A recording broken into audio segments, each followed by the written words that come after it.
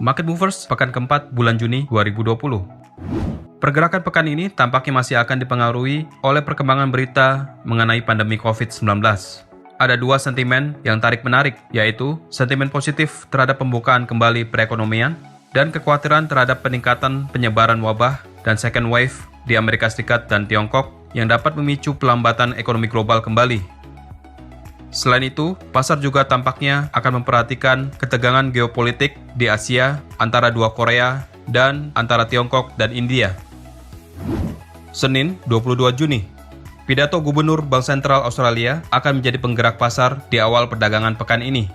Bila beliau memberikan pandangan yang optimis atau hawkish terhadap perekonomian Australia, AUD/USD berpeluang bergerak naik. Selanjutnya, di sore hari, pasar akan melihat data ekspektasi pesanan industri Inggris untuk periode Juni yang dirilis oleh Confederation of British Industry. Bila data dirilis lebih baik dari estimasi, ini berpotensi menjadi katalis positif untuk pergerakan GBP USD. Setelahnya, di malam hari, tepat pukul 21 waktu Indonesia Barat, pasar akan mendapatkan data ekonomi dari zona Euro dan Amerika Serikat. Dari zona Euro akan dirilis data tingkat keyakinan konsumen mengenai kondisi ekonomi ke depan. Bila data dirilis lebih buruk dari estimasi, ini berpotensi menekan Euro USD. Dan dari Amerika Serikat akan dirilis data penjualan rumah second yang dilaporkan oleh National Association of Realtors. Bila data dirilis lebih tinggi dari estimasi, ini berpeluang memicu penguatan dolar Amerika Serikat dan menekan turun harga emas. 1 jam kemudian, pasar akan memperhatikan pidato Gubernur BOC, Steve Macklem, yang dijadwalkan akan berbicara mengenai kebijakan moneter dalam konteks COVID-19 di acara Canadian Clubs dan Circles. Bila pernyataannya cenderung optimis atau hawkish mengenai perekonomian Kanada, ini berpeluang memicu penurunan USD CAD karena penguatan dolar Kanada. Selasa, 23 Juni. Hari ini, pasar akan mendapatkan data survei indeks aktivitas manufaktur dan jasa dari sejumlah negara ekonomi maju di tengah pembukaan kembali aktivitas perekonomian. Yang pertama akan dirilis oleh Australia pukul 6 pagi waktu Indonesia Barat. Bila data dirilis lebih baik dari estimasi, ini berpeluang memicu kenaikan AUD/USD. Selanjutnya akan dirilis oleh Jepang tepat pukul 7:30 waktu Indonesia Barat.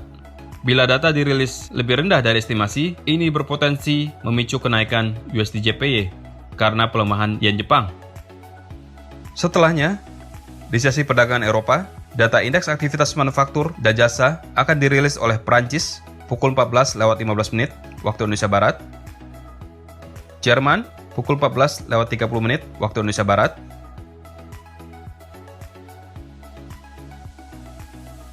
dan zona Euro pukul 15 waktu Indonesia Barat. Bila data-data tersebut dirilis lebih buruk dari estimasi, ini berpotensi menekan pergerakan Euro USD. Kemudian pukul 15:30 waktu Indonesia Barat, giliran Inggris yang akan merilis data indeks aktivitas manufaktur dan jasanya untuk periode Juni. Data yang lebih baik dari estimasi dapat menjadi sentimen positif di tengah ketidakpastian outlook kesepakatan dagang Brexit, dan ini berpeluang memicu kenaikan GBP USD. Malam harinya, Amerika Serikat juga akan merilis data indeks aktivitas manufaktur dan sektor jasanya pukul 20:45 waktu Indonesia Barat. Bila data dirilis lebih baik dari estimasi, ini berpeluang menopang penguatan dolar Amerika Serikat dan memicu penurunan harga emas. 15 menit berselang, pasar akan mencari katalis lainnya untuk pergerakan dolar Amerika Serikat dari data penjualan rumah baru di Amerika Serikat untuk periode Mei. Bila data dirilis lebih tinggi dari estimasi, maka dolar AS akan semakin solid dan emas berpotensi turun semakin dalam. Rabu, 24 Juni, Bank Sentral Jepang atau BOJ akan merilis rangkuman opini mereka mengenai proyeksi inflasi dan pertumbuhan ekonomi Jepang. Bila mereka memberikan pandangan yang pesimis atau dovish, ini berpeluang memicu pelemahan mata uang yen dan menopang kenaikan USD JPY. Pukul 9 waktu Indonesia Barat, Bank Sentral Selandia Baru atau RBNZ akan merilis keputusan moneter terbaru mereka.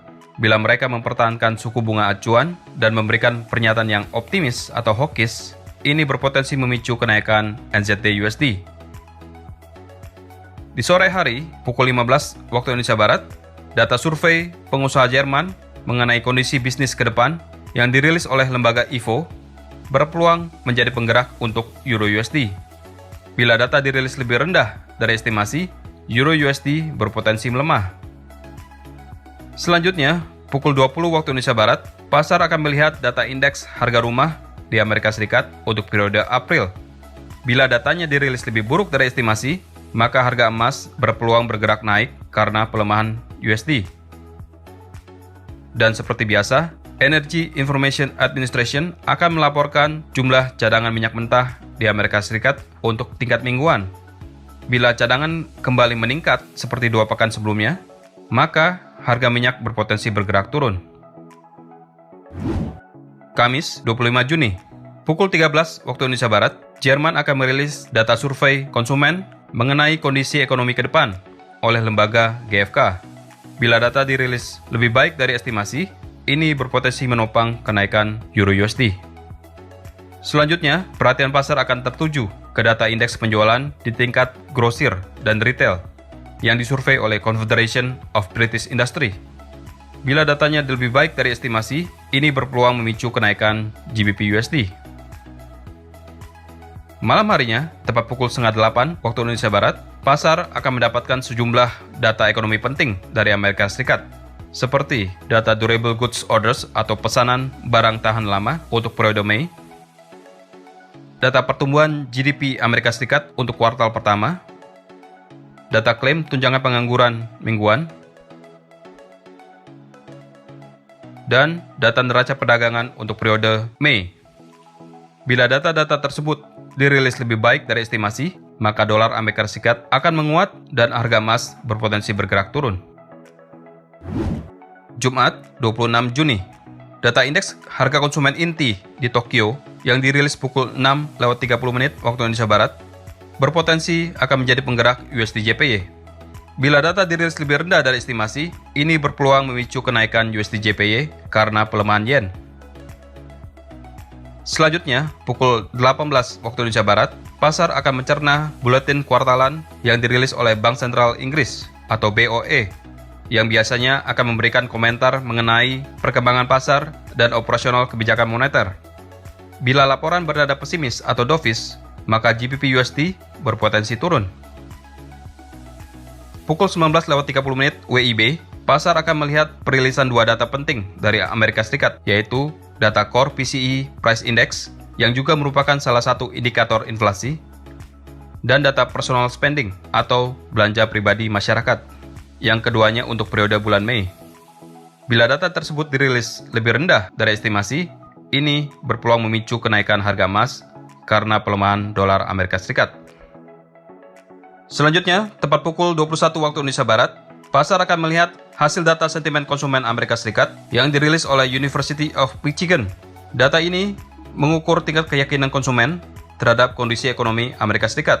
Bila angkanya lebih rendah dari estimasi, maka dolar AS akan semakin tertekan dan harga emas dapat bergerak lebih tinggi lagi.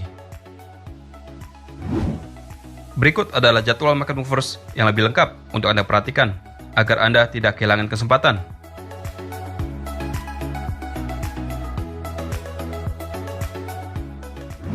Segera manfaatkan peluang tradingnya. Untuk informasi lebih lanjut, silakan hubungi kontak person Anda di MEFX. Terima kasih dan sukses untuk trading Anda.